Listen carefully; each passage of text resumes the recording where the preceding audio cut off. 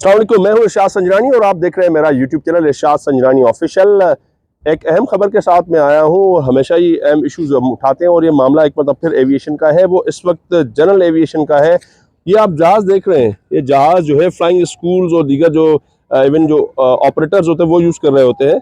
ये flying school इस वक्त मौजूद है स्काई विंग में। इनके जहाज़ तमाम जो ग्राउंड ऊपर, मसला ये कि एलसीज नहीं खुले, जिसके बाद जो है जो शॉर्टेज है फ्यूल की, एविएशन गैसोलीन जो इसमें डलता है उसकी शॉर्टेज है, और जिसकी वजह से फ्लाइंग स्कूल्स के तमाम पूरे मुल्क में फ्लाइंग स्कूल जो है वो ग्राउंडेड हैं जहाज़। और स्टूडेंट पायलट्स जो है तरबियत वो अब नहीं हासिल कर रहे, उनके फ्लाइट ऑपरेशन जो है मुअत्तल हो चुके हैं फ्लाइंग स्कूल के। साथ ही साथ जो मेडिकल इमरजेंसी के लिए ईदी एम्बुलेंस, एयर एम्बुलेंस हो या फिर दीगर एयर एम्बुलेंस, उनके फ्लाइट ऑपरेशन भी मुअत्तल हो चुके हैं, सिर्फ और सिर्फ शॉर्टेज ऑफ फ्यूल।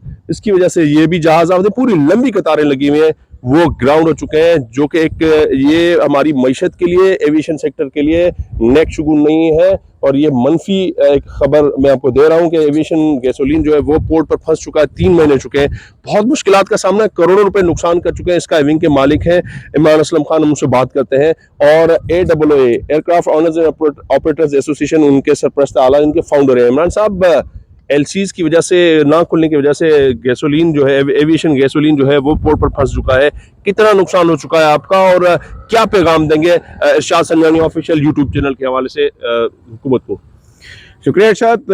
इसमें अगर मैं ये बात करूं कि ना सिर्फ ये कि एविएशन कंपनीज़ को करोड़ों का नुकसान हो चुका है, बल्कि गवर्नमेंट को भी इसमें करोड़ों का नुकसान हो चुका है, तो ये गलत नहीं होगी। क्योंकि आप ये देखें कि इकोनॉमिक एक्टिविटी होती है, उससे गवर्नमेंट एक्सचेकर या टैक्स जनरेट करती है, टैक्स उससे गवर्नमेंट को मिलता है, जिसकी वजह से सरकार के सारे मामला चलते हैं। अब अगर आप इकोनॉमिक एक्टिविटी बंद कर देंगे, अगर आप बिज़नेस एक्टिविटी बंद कर देंगे, तो आप मुझे बताएं कि सरकार जो है वो किस तरीके से अपने खर्चे पूरे करेगी। क्या हम सारी उम्र जो है, हम पिछले 60-70 साल से जो भी हम कहानी सुन रहे हैं, यही देखते चले आ रहे हैं कि वो IMF बेल आउट पैकेज देगा, या वो फला मुल्क से मदद आएगी, या वो फला मुल्क से मदद आएगी।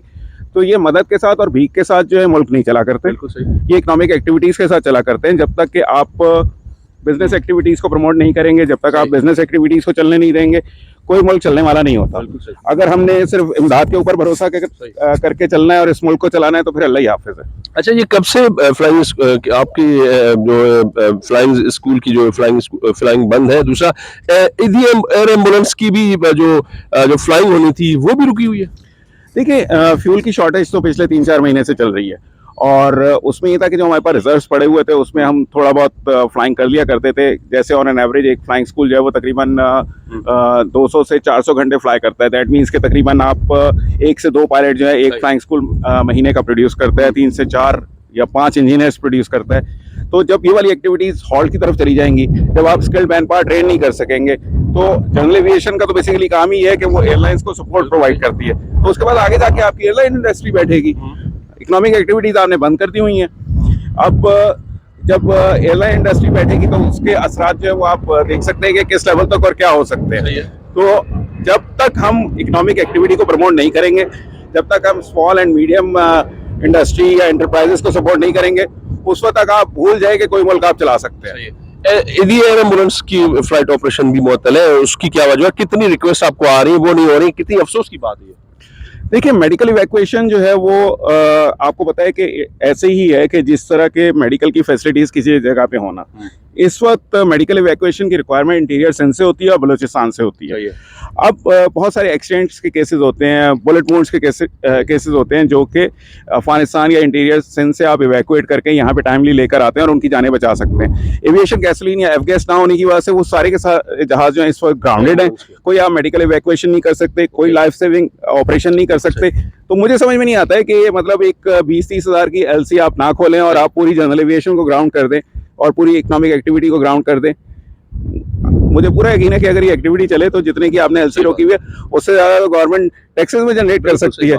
लेकिन होना उसके लिए लोगों का समझदार होना ज़रूरी होता है, और वो होता है अगर इस तरह के लोग आप बिठा के रख देंगे कि जो आपकी LC बंद करके मुल्क को चला रहे हैं, तो चला लें फिर मुल्क को। नहीं तो अब क्या आप किसको पैगाम देना चाहते हैं? कितने, ये तो बहुत नो डाउट बहुत सीरियस इशू है, एलसीज नहीं खुल रही, जिसकी वजह से हम जो है एविएशन गैसोलीन नहीं आ रही, तमाम मैंने इकोनॉमिक एक्टिविटी एविएशन की बंद पड़ी हुई है। पैगाम किसको देंगे, क्या करना चाहिए उनको फौरी तौर पर? देखिए, पैगाम तो इसका सीधा सीधा इस गवर्नमेंट के लिए यही है कि वो जो भी इस तरह की एक्टिविटीज़ हैं कि जिनसे डे टू डे अफेयर्स आपके अफेक्ट हो रहे हैं, प्राइम या मिनिस्टर को कुछ कहेंगे या वजीर खारजा वजीर खजाना? प्राइम मिनिस्टर को कह लें आप, या जिसको कहना होता है उसको कह लें, और वो करें कि लोगों को समझ में आनी चाहिए कि बिजनेस एक्टिविटीज़ को बंद ना करें। अब मुझे नहीं पता इस मुल्क में कौन अरबाब इख्तियार हैं, तो जिसको भी ये पैगाम चाहिए उसको ये पैगाम पहुंच जाए कि यार आप अगर इस तरीके से कारोबार बंद करना शुरू कर देंगे, और वह तो हमें एक ही दफ़ा बता दें और करें कि यहाँ पे कारोबार नहीं किया जा सकता, यहाँ पे हमने इमदाद पे ही चलना है। हमने देखा कि कुछ जो बड़ी एक और इसी में हम ऐड करते हैं, जो गुज़िश्ता हफ्ते हमने देखा कि बल्कि गुज़िश्ता महीने और इसी महीने भी कुछ एयरक्राफ्ट जैसे कंपनीज बंद करके बाहर भेज रही है, वो कहाँ गए हैं एयरक्राफ्ट? इस वक्त सिचुएशन ये है कि 3 जहाज जो है वो पिछले महीने यहाँ से गए हैं, एक्सपोर्ट हो गए, और वो स्पेन की कंपनी उनको लेके चली गई है। तो आप अंदाजा लगा लें कि वो जहाज जो कि स्पेन में चल सकते हैं वो पाकिस्तान में नहीं चल सके, और एक जहाज पे जो है वो ऑन एन एवरेज जो है आपके पास तकरीबन 20 से 25 एम्प्लॉइज जनरल एविएशन में होते हैं। 3 जहाज़ों के जाने का मतलब है कि you lost about 50 to 70 jobs. बिल्कुल, हम एक कंपनी बंद हो गई, पूरी इकोनॉमिक एक्टिविटी खत्म है, करोड़ों का हम अपनी मतलब इकोनॉमी बिठा रहे हैं और बाहर जा रहे हैं। इसमें नो डाउट इसमें सिविलियन का भी बहुत बड़ा जो मनफी रोल है जो उनको सही करना चाहिए था। बहरहाल तो अब क्या होगा, क्या आप मतलब स्काईविंग जाहिर है मुल्क के लिए बहुत बड़ा काम कर रही है, लेकिन अफसोस की बात है जहाज ग्राउंड पड़े हुए पूरे मुल्क में। आपने बताया सैकड़ों जो जहाज तमाम फ्लाइंग स्कूल वो रुके हुए। और दूसरी गुज़श्ता एक और खबर आई जैसे वर्जिन अटलांटिक वो भी पाकिस्तान से जा रही है। मुझे तो किसी ने कहा था कि शायद डॉलर्स और ये एलसीज का इशू आएगा, और एयर कार्गो वालों ने भी खत लिखा था गवर्नमेंट ऑफ पाकिस्तान को, लेकिन वो उन्होंने नहीं माना। वर्जिन अटलांटिक भी यहाँ से जा रही है। देखिए वही मैं अभी आपको थोड़ी देर पहले बता रहा था कि कोविड की सिचुएशन से हम लोगों ने रिकवर करना शुरू किया था, कि उसके बाद इकोनॉमिक क्राइसिस ने हमें आके घेर लिया, और मैं इसको मैन मेड क्राइसिस कहता हूँ।